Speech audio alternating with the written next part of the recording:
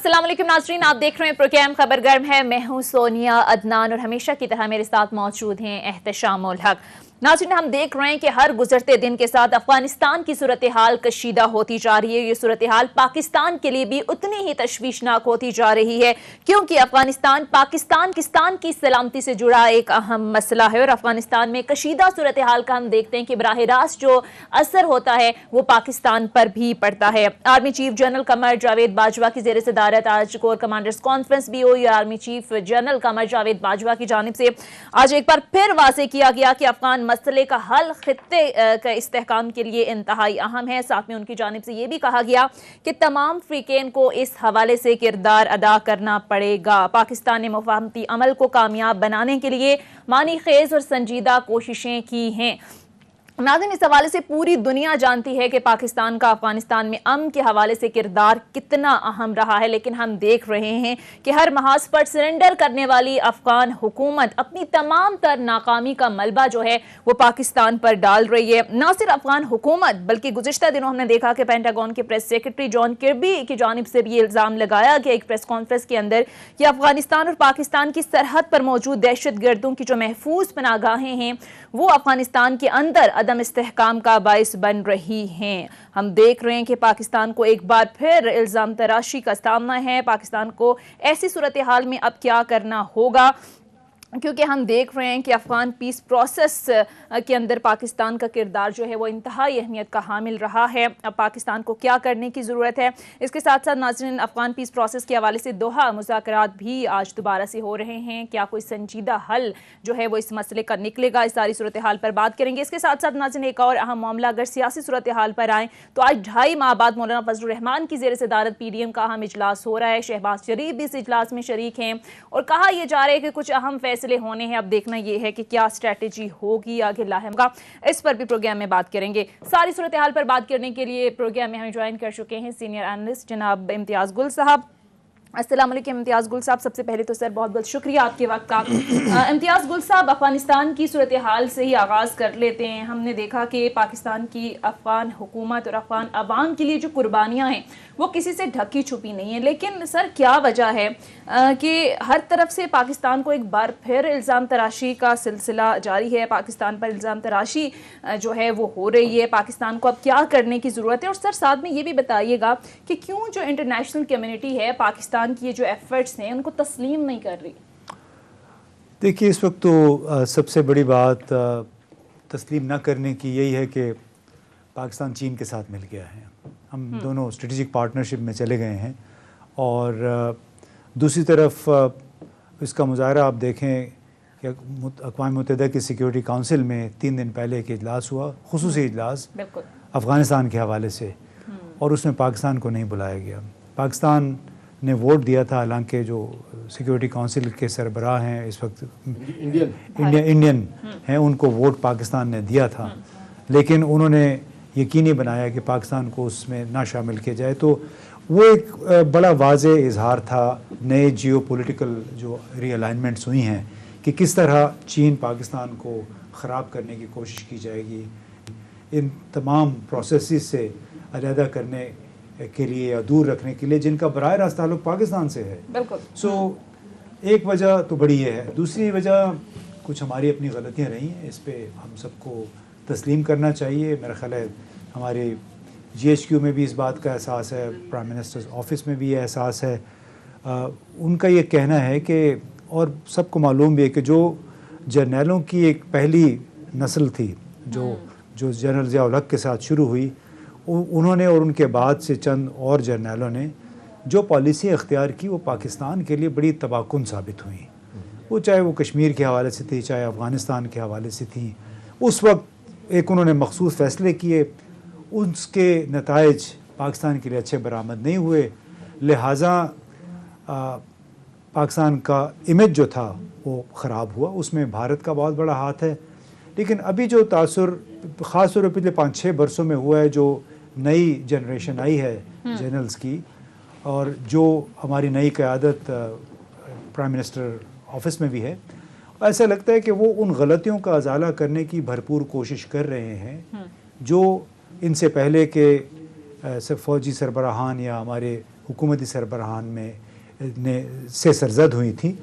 تو یہ اب مسئلہ دنیا کو سمجھانا مشکل ہو رہا ہے کہ پاکستان اب بدل چکا ہے. یہ وہ پاکستان نہیں ہے جو 2014-15 سے پہلے کا تھا. اس میں بہت تبدیلیاں آئی ہیں اور ان تبدیلیوں کے لیے قربانی بھی دی گئی ہے، لیکن اس کے اثرات دیکھنے کے لیے ابھی وقت درکار ہے. ٹھیک ہے. اچھا احتشام صاحب، آج آرمی چیف کی زیر صدارت ایک اہم اجلاس بھی ہوا اور بڑا واضح کیا گیا کہ پاکستان نے مفاہمتی عمل کو کامیاب بنانے کے لیے سنجیدہ کوششیں کی بھی ہیں، پاکستان کر بھی رہا ہے.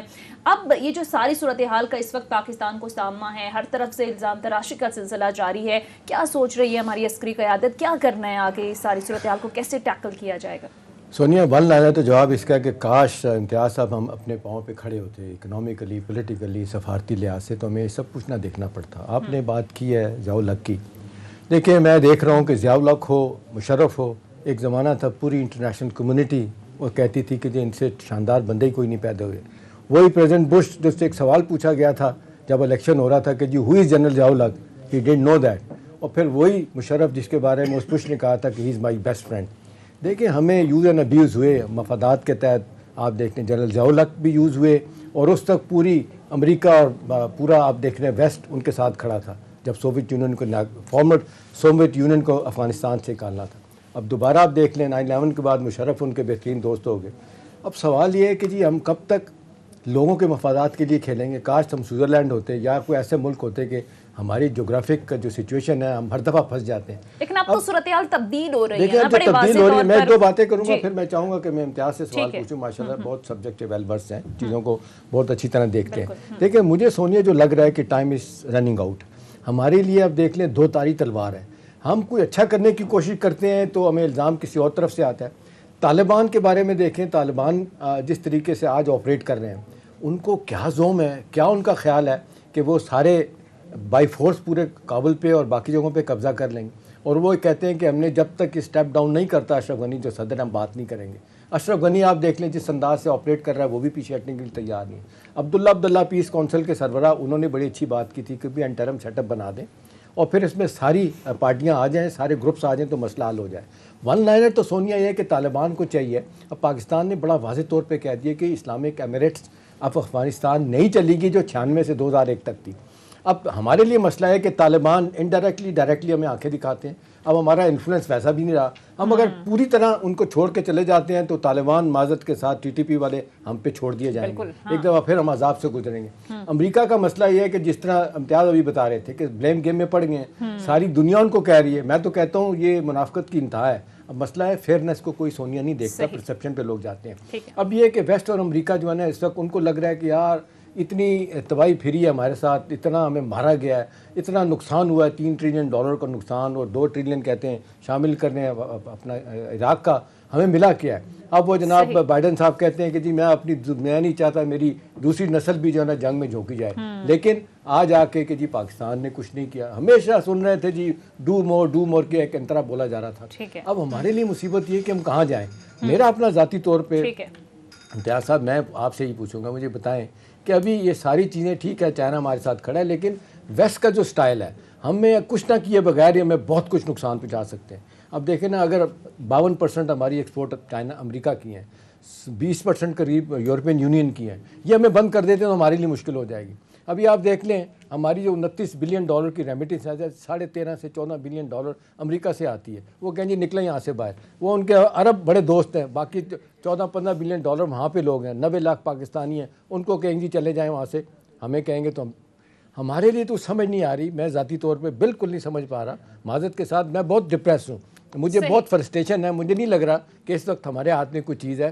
بڑی تیزی کے ساتھ لگتا ہے کہ ہمارے ہاتھ سے لیوریج ختم ہو رہا ہے دونوں طرف سے، اور ہم پہ ہر طرف سے جو ہے نا وہ بلیم گیم شروع ہو چکی ہے. جی امتیاز صاحب. اچھا، آپ نے بڑی دکھتی رکھ چھیڑ دی ہے جناب. اس میں بات یہ ہے کہ ہمارے عام لوگوں کو سمجھنے کی ضرورت ہے کہ اس ملک کو جب تک تبدیل نہیں کریں گے، ہم اپنی سوچ نہیں تبدیل کریں گے، اس وقت تک ہم یوں ہی اس گرداب میں گھرے رہیں گے. وہ ہمارے بڑے سینئر آفیشلز تھے، ہماری ملاقات ہوئی تو انہوں نے کہا کہ اس ملک میں تبدیلی کیسے آئے گی جب یہاں پہ 2 خواتین ایک ٹائٹ پہن کے दौड़ में चली जाती हैं रेस के लिए तो इस्लाम ख़तरे में पड़ जाता है। जब हम इसराइल के साथ अगर ताल्लुकात की बात करें बहस बराए बहस के लिए भी, उस वक्त पूरा आलम इस्लाम ख़तरे में पड़ जाता है। लेकिन ये सोचना चाहिए कि जो आलम इस्लाम के चीदा लोग हैं वो इसराइल के साथ मिल चुके हैं। हमारे 2 करीबी दोस्त जो हैं तुर्की, उसकी 7-8 अरब डॉलर सालाना तिजारत है इसराइल के साथ। चीन की वहाँ पे 18 अरब डॉलर की सरमायाकारी हुई है गुज़श्ता 6 बरसों में। और दोनों हमारे दुनिया में जो करीब तरीन ममालिक हैं पाकिस्तान, यही 2 ममालिक हैं। क्या हम इनसे नहीं सीख सकते? तो हमारे जो आम लोग हैं उनको थोड़ा सा गैर जज्बाती अंदाज में सोचना होगा कि क्या बात है कि सऊदी अरब भी इंडिया के ज़ेर असर है, इसराइल के भी ज़ेर असर है। क्या वजह है कि मुत्तहिदा अरब अमारात जो इंतहाई अहम ज़रिया है हमारी तरसीलात ज़र का, वहाँ पे तमाम फ़ैसला साजी, ख़ासी फ़ैसला साजी जो है उस लॉबी की तरफ से होती है जो नुमाइंदा है वहाँ पे आबाद इंडियंस की। तो हमें थोड़ा सा सोचना पड़ेगा कि कोई भी कदम उठाने से ज़रूरी नहीं है कि इस्लाम ख़तरे में पड़ जाए। इस्लाम अल्लाह के फ़ज़ल से सब मुसलमान हैं, सबको इस्लाम की प्रैक्टिस करनी चाहिए। लेकिन इक़्तिसादी सूरत हाल जब हमारी बेहतर नहीं होगी, बल्कि ये भी कहा गया है एहतिशाम भाई कि एक तरफ आप ये लोगों की तवक्को ये होती है, सॉरी आप बेचैन हो रही हैं, शायद ब्रेक की बारी आ गई, लेकिन एक तरफ कहा जाता है कि पाकिस्तान तरक्की नहीं कर रहा। अगर तरक्की के लिए आप ताल्लुकात कायम करते हैं दूसरे ऐसे ममालिक से जिनको समझते हैं कि वो इंडिया के करीब हैं या इसराइल के करीब हैं, इल्ज़ाम लग जाता है कि ये तो आपने उसूल गंवा दिए, फ़लस्तीनियों के साथ आपने दगा कर दिया। लेकिन अगर आप इनके सामने डट जाएं, यासर अरफात ने इम्तियाज़ का कब हमारी हमायत की है, वो इंडिया के सबसे बड़ा दोस्त था वो। लेकिन देखें ना एहतिशाम, ये देखें कि अगर आप इनके सामने डट जाएं, वो जो आपने बात की, क्या IMF क्या हमारे साथ है, क्या सऊदी अरब हमारे साथ है, क्या इंडोनेशिया मलेशिया हमारे साथ है? इंडोनेशिया और मलेशिया के भी लोग इसराइल गुज़श्ता 20 बरसों से जा रहे हैं। यहाँ पे लोगों को मालूम, मैं वैसे एक मिसाल दे रहा हूँ कि आपको थोड़ा सा आउट ऑफ बॉक्स सोचना पड़ेगा कि भाई सारी दुनिया इंडिया और इसराइल के साथ ताल्लुकात अगर बना रही है तो उसकी कोई वजह होगी। हम यहाँ पे दीन को लेके, जज्बात को लेके एक नाराबाजी का समा है जिसकी वजह से हमारे नौजवान ख़राब हो रहे हैं, जॉब्स नहीं पैदा हो रही हैं, प्रोडक्टिविटी। ये तो बिल्कुल आप सही बात कर रहे हैं, इसमें 2 राय नहीं है कि हमें शुरू से ये पूरा का पूरा एक सिस्टम जिस बुनियादों पे गया है उसको ठीक करने की ज़रूरत है। नेशनली इंटरनेशनली जिस तरीके से हम इररेलेवेंट हो रहे हैं इसको ठीक करने की ज़रूरत है। लेकिन अब जो हमें शॉर्ट टर्म में हमारी जान फंस गई है अफ़गानिस्तान में, अभी देखें आज से 5-6 महीने पहले तक कोई ये एक्सपेक्ट नहीं कर रहा था कि ये सिनेरियो जो आज बना हुआ बनेगा, कि हमें समझ नहीं आ रही कि अफ़गानिस्तान में क्या होने जा रहा है, तालिबान के क्या पोजीशन होगी, आर्मी उनकी जिस तरह डिजर्शन आ रही है, आर्मी को छोड़ के चले गए हैं, मलेशिया खड़े किए जा रहे हैं। आज आप देख लें रशीद दोस्तम के घर पे महल पे भी कब्ज़ा हो गया तालिबान का। तालिबान नहीं किसी की बात सुन रहे। अमरीकी लोग जो है ना वो बजाय इसके कि वो कहें कि जी ठीक है आप पीस प्रोसेस को आगे बढ़ाएं, आप कोई म्यूचुअली कोई सेटलमेंट करके सामने लेके आए, वो इस तरफ नहीं आ रहे। अमेरिका का नहीं लगता मुझे इम्तियाज़ की इस वक्त इंटरेस्ट है जो पहले था। मुझे लगता है कि वो चाह रहे हैं कि जी अब इस आग में जहाँ हम मरे झोंके रहे हैं, चाइना भी भुगते, रशिया भी, ईरान भी, पाकिस्तान भी, और तालिबान की किसी को आज नहीं समझ आ रही कि वो कहाँ पे खड़े। जी बिलाशुबा तालिबान देखिए ना, जो मिलिशिया अगर आधे मुल्क पे कब्ज़ा कर ले उसको आप मुज़ाकरात की टेबल पे क्या अपनी बात मनवाएंगे? यानी अशरफ देखिए 2 बड़ी बुनियादी पोजीशंस हैं जो कि काबुल से और तालिबान की तरफ से आ रही हैं। काबुल वाले कहते हैं, यानी सदर अशरफ गनी कहते हैं कि अगर इंटरिम गवर्नमेंट बनती भी है तो मैं उसका सरबराह हूँगा, ठीक है जी। तालिबान ये कहते हैं कि हमारा जिहाद नज़रियाती बुनियादों पे, इस्लाम की बुनियाद पे, और हमारे राइवल्स, हमारे दुश्मन जो हैं वो काबुल में बैठे हैं, तो हम उनके साथ कैसे मिल जाएं? और वो हमारे लिए काबिले उनको रिकग्नाइज नहीं करते उनकी, बिल्कुल वो कहते हैं अमन माहिदा तो अमेरिका के साथ हुआ है, तो मैं तो हम पूछते ही नहीं है। तो लिहाजा अब जबकि उन्होंने 9 सूबों पे कब्ज़ा कर लिया है, उन्होंने जितने बॉर्डर एरियाज़ हैं सिवाय तोरखम के तमाम तुर्कमेनिस्तान, उज़्बेकिस्तान, ईरान, ताजिकिस्तान और पाकिस्तान, स्पिन बुल्दक, इन सब पे उन्होंने कब्ज़ा कर लिया है तालिबान ने। अब इस कब्जे की बड़े करीब पहुंच नहीं, काबुल से 200 किलोमीटर दूर है जी, अभी वो दूर हैं, लेकिन काबुल मेरे ख्याल है वो आएंगे नहीं। उनका शायद उनकी हिकमत अमली शायद ये है कि हम जो आमदनी के ज़राए हैं, तिजारत के जो ज़राए हैं जहाँ से महसूलात आते हैं काबुल को, उसको चौक कर दें, यानी उसके गिर्द इस तरह घेरा बांध डाल लें کہ اس کے لیے حکومت کے لیے سروائیو کرنا مشکل ہو یا پھر ہو سکتا ہے وہ کسی سمجھوتے پہ آمادہ ہو جائیں. شاید اس وقت اسٹریٹجی یہ لگتی ہے. اچھا امتیاز گل صاحب، ماضی میں تمام تر جو صورتحال رہی اس کو بڑے قریب سے آپ نے دیکھا، آپ کا سر تجربہ کیا کہتا ہے؟ خدا نخواستہ پاکستان میں کوئی ایسی صورتحال بھی مستقبل قریب میں بن سکتی ہے کہ پاکستان دہشت گردی بھی بھگتے اور پھر پہلے کی طرح ساری دنیا پاکستان پر بھی الزام لگائے؟ ابھی دیکھیں دہشت گردی بھی کچھ بیک ٹو بیک واقعات ہوئے، پھر ایک بار پھر سے الزام تراشی کا سلسلہ شروع ہو گیا ہے، تو پھر یہ ساری صورتحال ویسے ہی بنتی دیکھ رہے ہیں آپ؟ اللہ نہ کرے. دیکھیے جی، مطلب ہم کنونس کرنے میں امتیاز ناکام کیوں ہیں؟ ابھی دیکھیں جس طرح خالی ہاتھ واپس آئے موحد یوسف، اور انہوں نے وہاں ایک بیان بھی دیا جس سے کہتے ہیں معاملات خراب ہوئے کہ ہمارے پاس اور بھی آپشن ہے. یہ باتیں کہتے ہیں سفارتی زبان میں کہ کرنے والی نہیں ہوتی، اندر خانے کرنی ہوتی ہیں آپ نے. نہیں بالکل آپ صحیح کہتے ہیں. وہ ہو جاتا ہے بعض اوقات گفتگو میں، کبھی سیاق و سباق سے ہٹ کے بھی بات ہو جاتی ہے. جو آپشنز والی بات، اس قسم کی یہ باتیں آپ ٹھیک کہتے ہیں، یہ کرنی نہیں چاہیے. لیکن پاکستان کے لیے ایک مسئلہ تو ہے. اب اندرون خانہ چونکہ ہم سے غلطیاں ماضی میں ہوتی رہی ہیں تو جس کی وجہ سے ہمارا اعتبار اٹھ گیا ہے. لیکن اس کا دیکھیں جی واحد حل یہ ہے کہ ہم چین، روس کے ساتھ، ترکی کے ساتھ بالکل بنا کے رکھیں. وہ جو ہمیں کہیں ہم وہ کریں، کیونکہ ہم نے اپنے تئیں جو کرنا تھا پاکستان کو ہم نے اس حالت تک تو پہنچا دیا ہے. ابھی میرا خیال ہے بڑا ضروری ہے کہ جتنے ہمارے قریبی دوست اتحادی ہیں ان کے ساتھ قدم سے قدم ملا کے چلیں. ٹھیک ہے، آپ یہ کہہ رہے ہیں کہ حالات اتنے خراب نہیں ہو سکتے. قدم سے قدم ملا کر چلنے کی اس وقت ضرورت ہے. بہرحال ایک مختصر بریک کے لیے کہا جا رہا ہے. امتیاز گل صاحب سے گفتگو کا سلسلہ جاری رہے گا. بریک لیتے ہیں، اسٹے ود اس.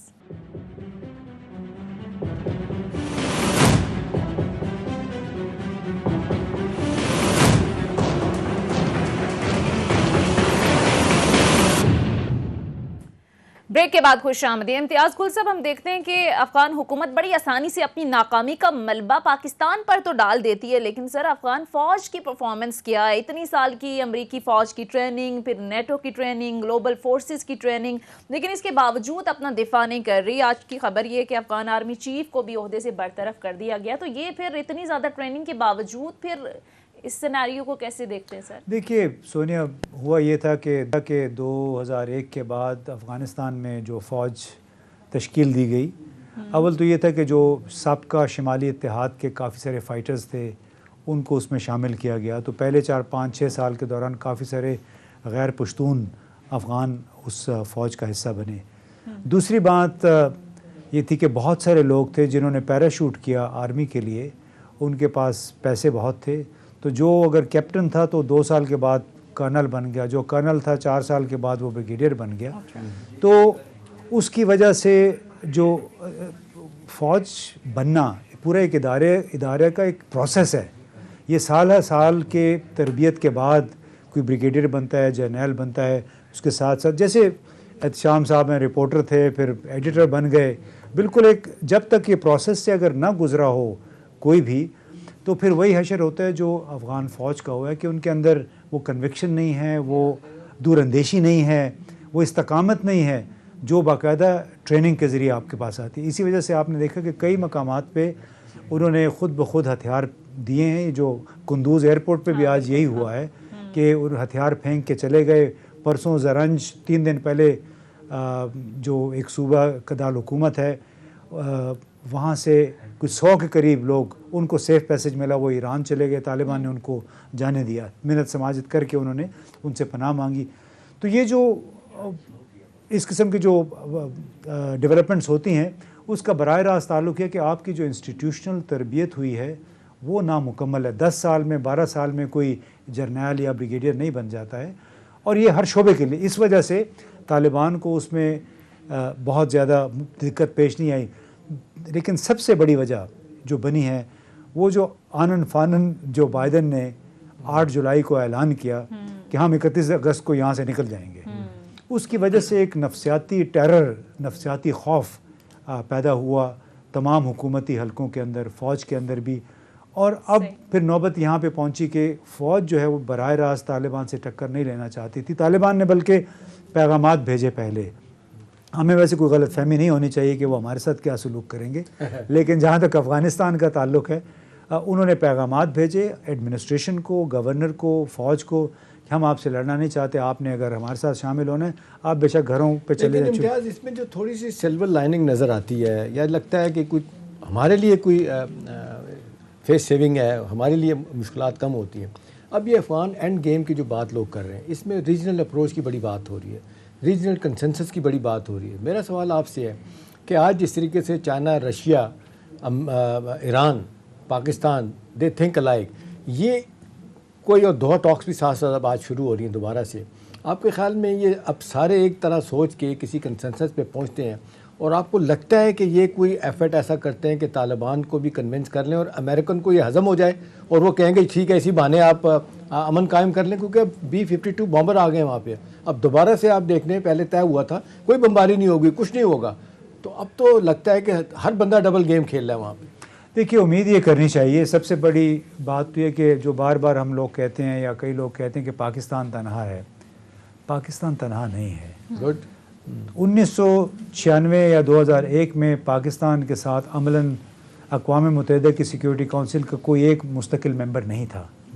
آج چین اور روس پاکستان کے ساتھ ہیں, وہ پاکستان کے ساتھ قدم سے قدم ملا کے چل رہے ہیں. دوسری بات, طالبان گزشتہ 20 برسوں کے دوران بہت تبدیل ہو گئے ہیں. دیکھیں نا, جو لوگ محلوں میں جا کے رہ رہے ہیں, جب روس جاتے ہیں, چین جاتے ہیں, 5 سٹار ان کو ان کی میزبانی ہوتی ہے, انہیں بھی آرام دہ زندگی کا ذرا مزہ آ گیا ہے, اور ان کو احساس بھی ہو گیا ہے کہ اب 20 سال پہلے والا زمانہ نہیں ہے.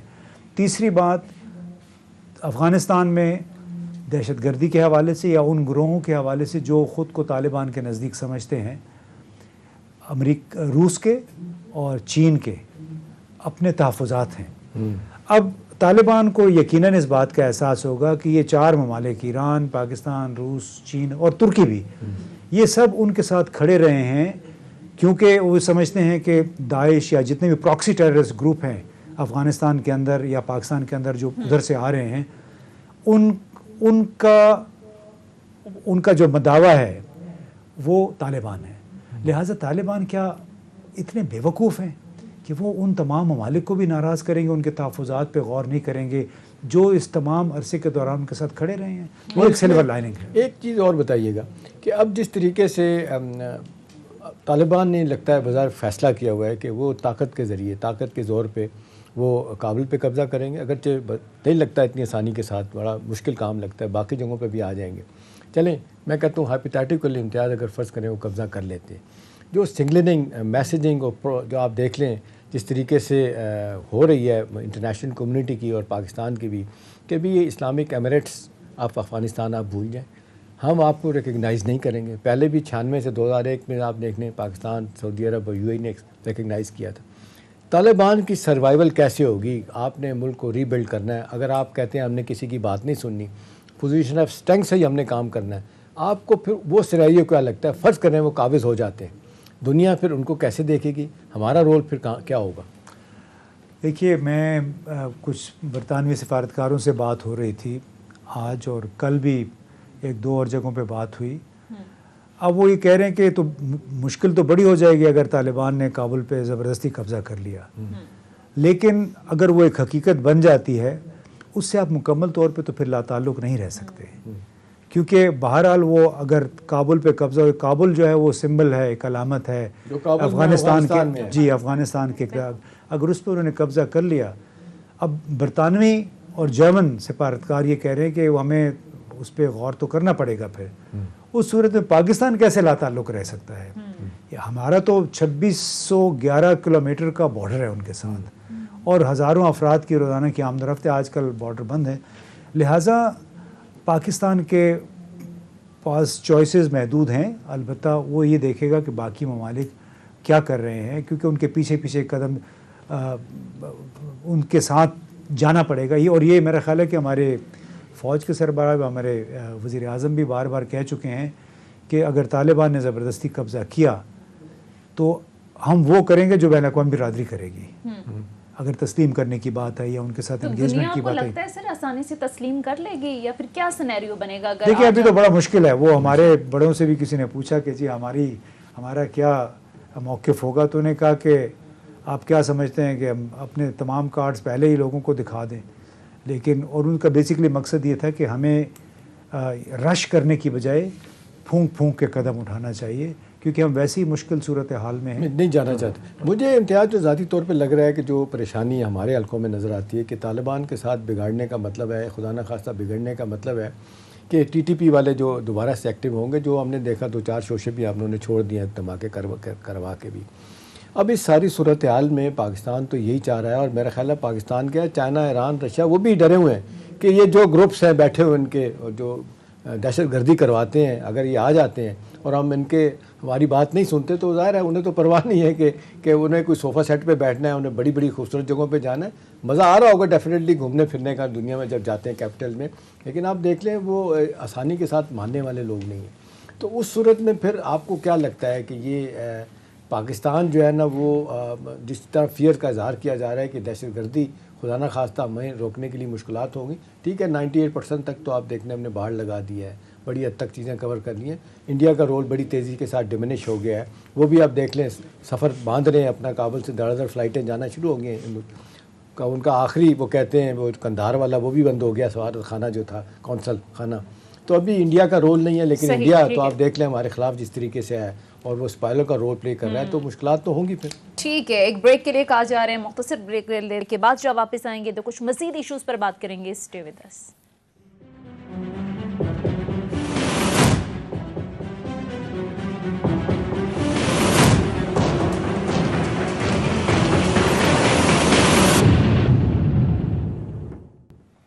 بریک کے بعد خوش آمدید. احتشام صاحب، ہندوستان ہو یا افغانستان، اس کی جانب سے پاکستان کے خلاف سازشیں کرنا، ہرزہ سرائی کرنا، یہ کوئی نئی بات نہیں ہے. ایک بار پھر ابھی کچھ دیر پہلے موج یوسف صاحب اور فواد چودھری صاحب نے مشترکہ پریس کانفرنس کی اور ان کی جانب سے بتایا گیا کہ ایک بار پھر سوشل میڈیا پر باقاعدہ ٹرینڈ چلائے جا رہے ہیں پاکستان کے خلاف جو ہے. تو سر کیسے دیکھتے ہیں اس دیکھیں نا، اب تو لوگ کہتے ہیں کہ شاید ایکٹیو جنگیں اب نہیں ہوں گی. یہ پروپیگنڈا وارفیئر اور یہ 5th جنریشن وار کی جو لوگ بات کرتے ہیں اس میں یہی ہے نا کہ آپ پروپیگنڈا کیسے کرتے ہیں. یہ تو جس طرح بھی بتا رہے تھے امتیاز بریک میں کہ ایک ہمیں بلیسنگ ان ڈسگائز ملی کہ یہ EU انفو لیب جس طریقے سے ایکسپوز ہوئی، وہاں پہ کچھ لوگوں نے کام کیا. ادروائز ہندوستان کا میڈیا 24 گھنٹے آپ دیکھ لیں جس طرح کی وہ دہشت گردی والی باتیں کرنا اور پاکستان کے خلاف سب کچھ بولنا، اور وہ انڈیا مودی کی زبان بول رہے ہوتے ہیں. وہ تو سارا کا سارا کارپوریٹ سیکٹر کے پاس چلا گیا، ٹیلی ویژن خاص طور پہ. تو اس سے تو توقع کرنی نہیں چاہیے. ہاں اب زیادہ میرے لیے سچی بات ہے امتیاز، پریشانی کی بات یا دکھ کی بات ہوتی ہے کہ ہمارا میڈیا آزاد ہے. میں تو ابھی لکھا بھی ہے آرٹیکل اس میں نے بات کی. کبھی آپ دیکھ لیں دنیا جان کے ہم باتیں کرتے ہیں حکومت کے خلاف، اداروں کے خلاف، پھر کہتے ہیں آزادی نہیں. آپ پوری دنیا میں چلے جائیں، آپ ساری دنیا گھومے ہیں، میں بھی گیا ہوں. آپ اس طرح کی زبان، اس طرح کا بولنا، اس طرح سوال ہی نہیں پیدا ہوتا کہ کسی ملک کی فوج کے خلاف آپ سپریم کورٹ کے خلاف، ان کے اداروں کے خلاف بات کریں. ہم کرتے بھی ہیں، اس کے باوجود بھی چھوٹا ایک آدھا واقعہ ہو جائے، کسی کو پکڑا گیا، پوچھ کے پھر چھوڑ دیا گیا، ہم کہتے ہیں جی آزادی صحافت خطرے میں پڑے گی.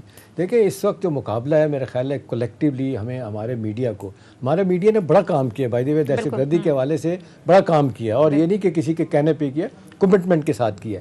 میرا خیال ہے وقت آ گیا ہے کہ جس طریقے سے ہندوستان کر ٹھیک ہے ہم اتنے بلیٹنٹ انداز میں نہیں کر رہے، جو جھوٹ سچ وہ کروا کے بھیجتے ہیں، یا جو آپ جعلی قسم کی ویب سائٹ کریٹ کر کے جعلی ناموں سے جو کچھ ہو رہا ہے، اس کو سکٹل کرنے کے لیے ہمیں ایک بہت بڑا ایفرٹ کرنے کی ضرورت ہے.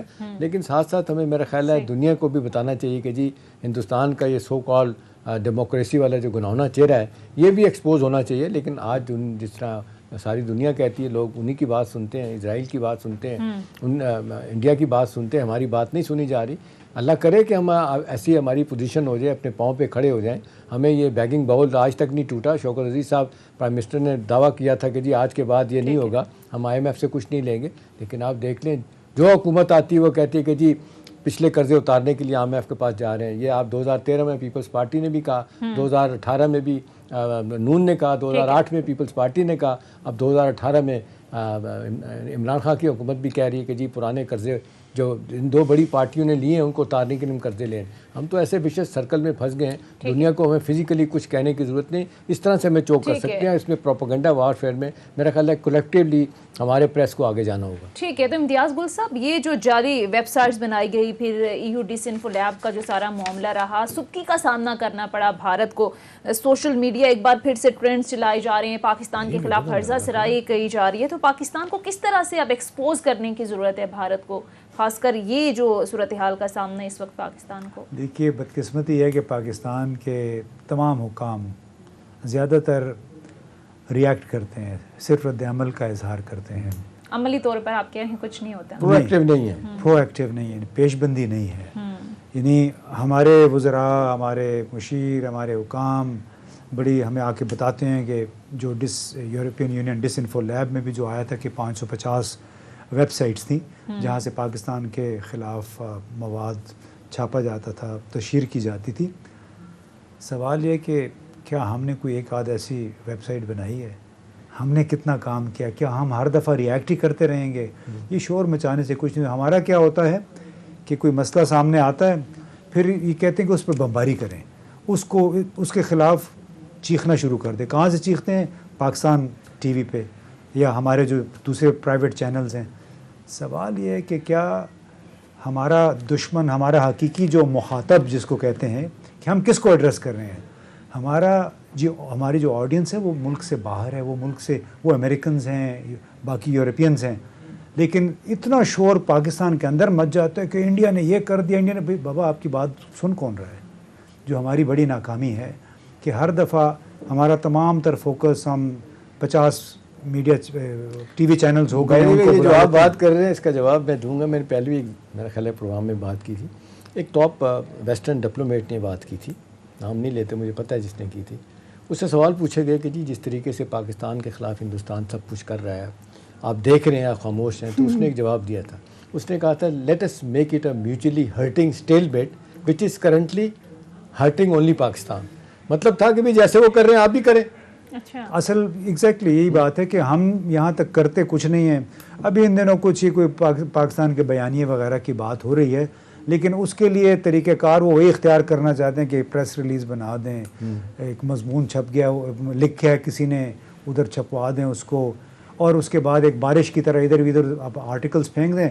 4 دن کے بعد پھر وہ کہتے ہیں ٹھنڈ پروگرام، پنجابی میں کہتے ہیں، پھر بلبل آ جاتے ہیں. یہاں پر سوال سر یہ بھی پیدا ہوتا ہے نا کہ یہ ساری چیزیں کسی سے ڈھکی چھپی تو نہیں ہیں، دنیا جانتی ہے. اب دیکھیں مقبوضہ کشمیر کے اندر جو ظلم و ستم ہو رہے ہیں، پاکستان بات کرتا ہے، کیا دنیا سے یہ بات ڈھکی چھپی ہے؟ اب جس طرح سے ارزا سرائی کے یہ پروپیگنڈا شروع کیا، ہم کہتے ہیں کہ پاکستان ایکسپوز نہیں کر پائی، دنیا سے چیزیں ڈھکی چھپی تو نہیں ہے نا؟ پھر بھی دنیا اس طرح سے رد عمل. دیکھیے آپ اس پہ اخلاقی پیمانہ، اصول کا پیمانہ لگا رہی ہیں. بین الاقوامی سیاست میں گروہی مفادات ہوتے ہیں، اخلاقیات اور اصول نام کی کوئی چیز نہیں ہے، بلکہ بین الاقوامی سیاست میں آپ دیکھتے ہیں کہ ایک دوسرے سے آپ کے اقتصادی مفادات کتنے جڑے ہوئے ہیں.